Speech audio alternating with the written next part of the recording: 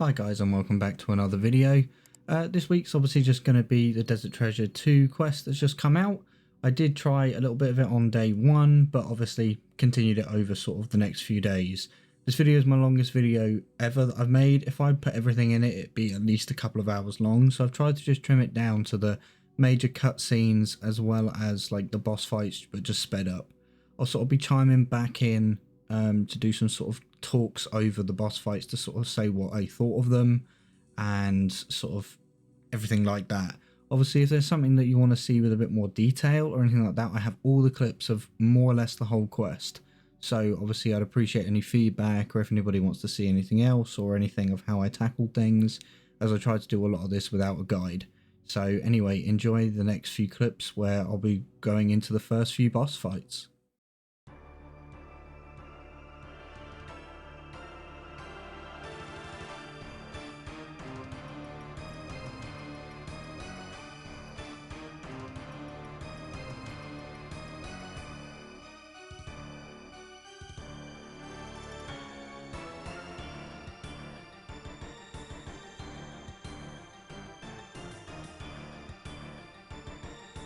So starting off, I started with the Leviathan, as unknowingly being able to choose the bosses in any order, I managed to choose the hardest one, or the one that most people seem to have the most problem with.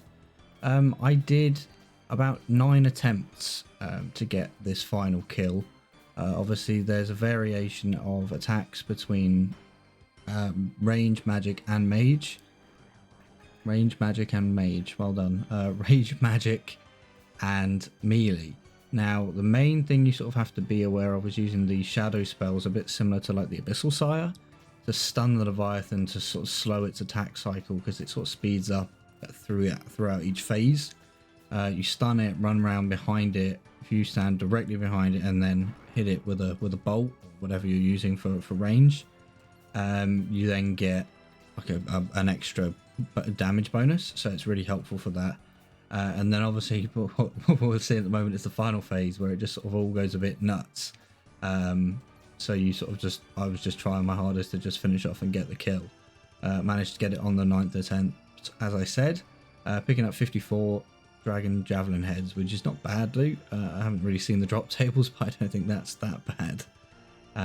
So obviously, and then as well, moving on from that, the mysterious figure, I think he has a chance to attack you at any point when you have a medallion, a bit similar to how it is in Desert Treasure 1. But obviously this is just a little bit of a harder version of it. This is just his introduction after you deliver back that first medallion. So I got that done. I didn't have to actually fight him, obviously, because that would have been a bit of a pain there, as I only had the one attack style and wasn't quite prepared for that.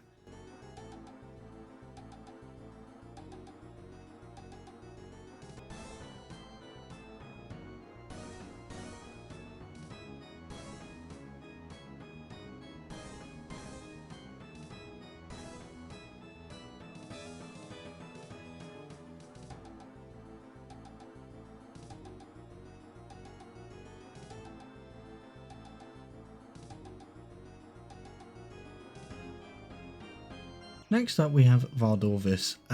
Now I've seen a bit while I've looked afterwards that people sort of struggling with sort of the pathing of some of his specials, like his throwing axes and things like that. I can't say I had too much trouble with this fight overall. I don't know what happened. I managed to just sort of get myself in this corner on the first attempt and just sort of managed to, I don't know, wing it. I was okay with taking damage from the spikes, because I think that's acceptable damage to sort of take. The only thing I could have done better was probably use the prey melee, magic to stop his blue special attack that comes through. But other than that, there was no real problem for me. Obviously, it was a weakness to slash, just hit him with the whip and down he went. So there was no real worry there. The worry for me came up on the next bit of the quest, because I just thought, you know, so if I've killed the boss, I'll go and get the medallion from Kazonde, and I didn't expect there to be a fight, and also for it to be such a challenging fight for me for some reason.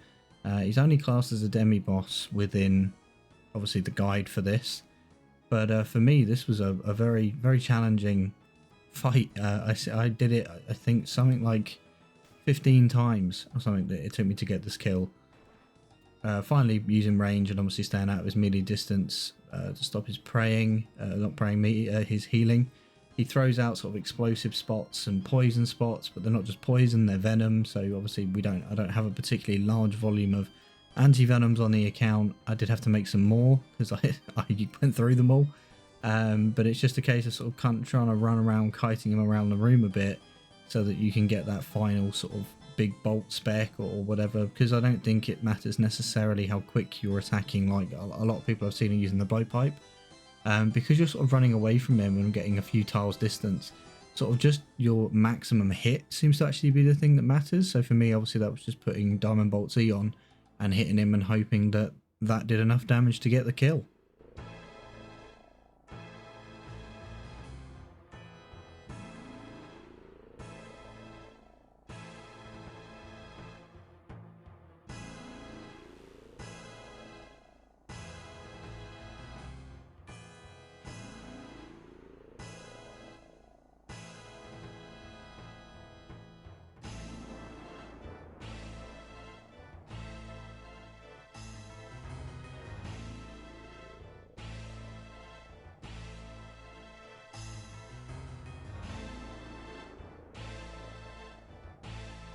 Third boss I decided to go for was the Duke of Sarkellis. Now, from what I've seen, it's the easiest one. It's just very tedious to get the kill because they take a bit longer because of this process you have to go through in the beginning, where you have to go and get 2 mushrooms from each side and then some salt from the middle, put them in the fermentation vats, poison the boss, and then you sort of just safe spot him standing in a corner near him.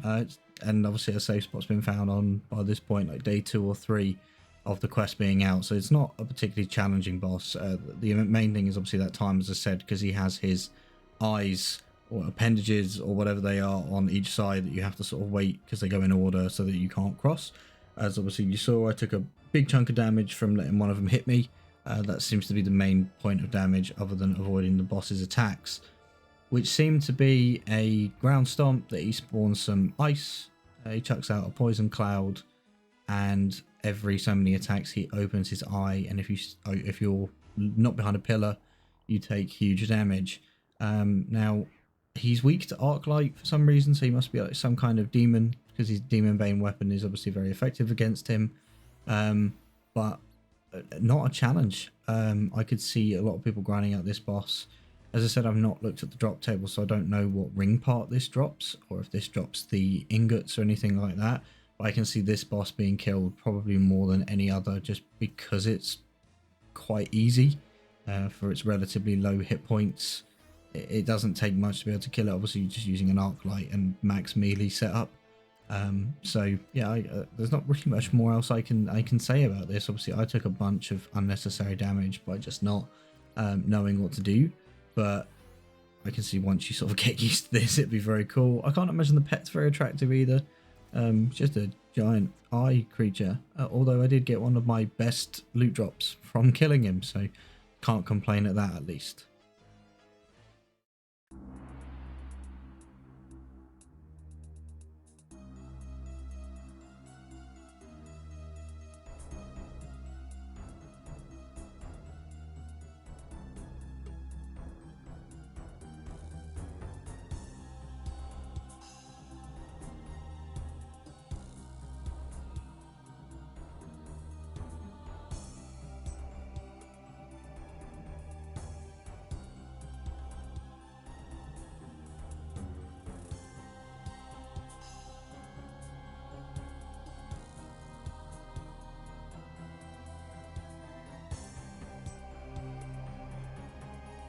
And last but certainly not least, the 4th main boss of Desert Treasure 2, the Whisperer.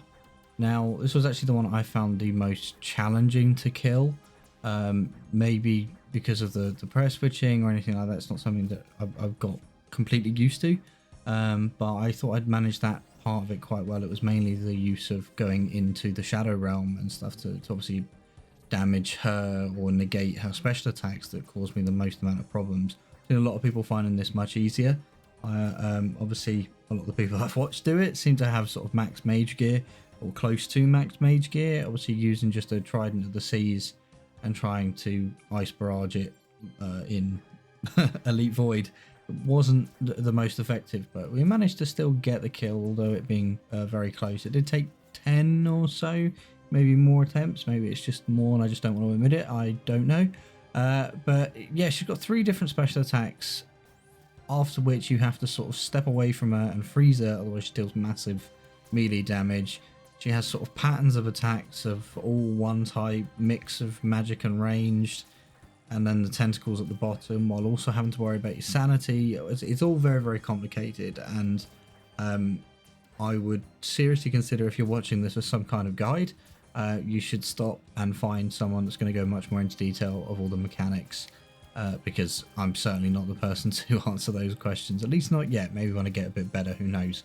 Obviously you have the end phase, which goes into a bit of a rage, but you know, we still got the kill. But that wasn't it. I thought there was just the 4 bosses and then Desert Treasure 2 was over. However, that's not the case. You do have to actually fight the mysterious figure and properly kill them, because you can fight them in between when you get the medallions, but it doesn't actually kill it. It just teleports away, and then you have to fight it again at the end here anyway. You have to obviously have 2 different attack styles. I think if you've killed it before, you can only have 2, or you have to have 3 if you haven't. I did kill it once before when I had a medallion, because it sort of trapped me in a place I couldn't get away from it.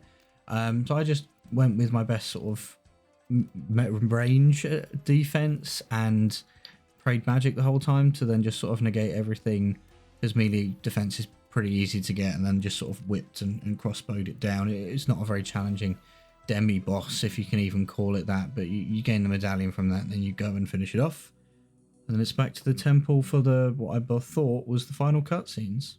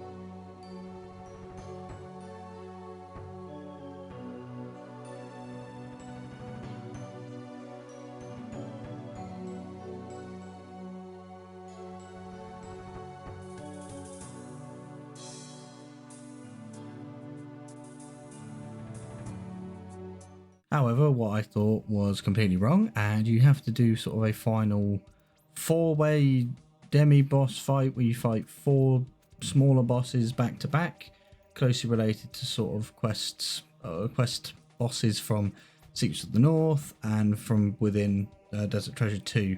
The first one, obviously, you saw me kill at the beginning, was the shadow that you do in Secrets of the North, where you have to stand in, get them to stand in the clouds so you can attack them.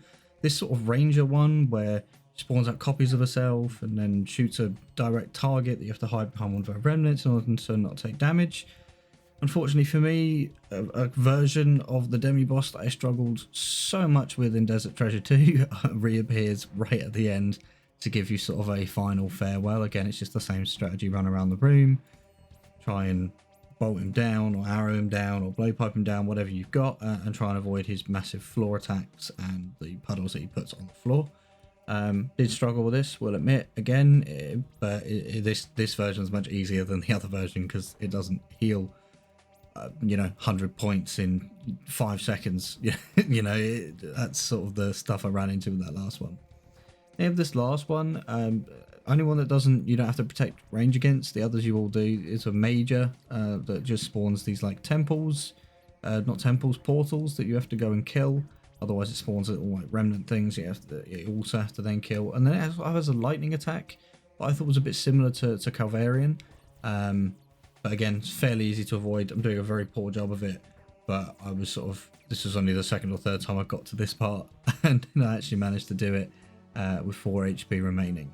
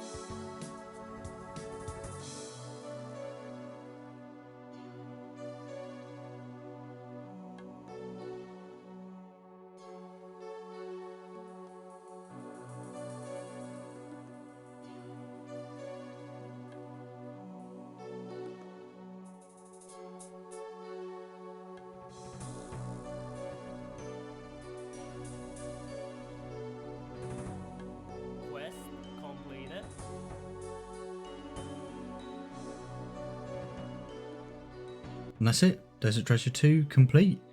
Managed to, well, the rewards were buffed since I completed the quest, so you got 300k lamps in combat XP. So I put it all into prayer, obviously, because the others are pretty easy to get the XP in. Managed to get myself up to 2100 total level and gain a level and a half in prayer. Got the Ring of Darkness, but obviously we'll be working towards trying to get those upgraded rings in the future.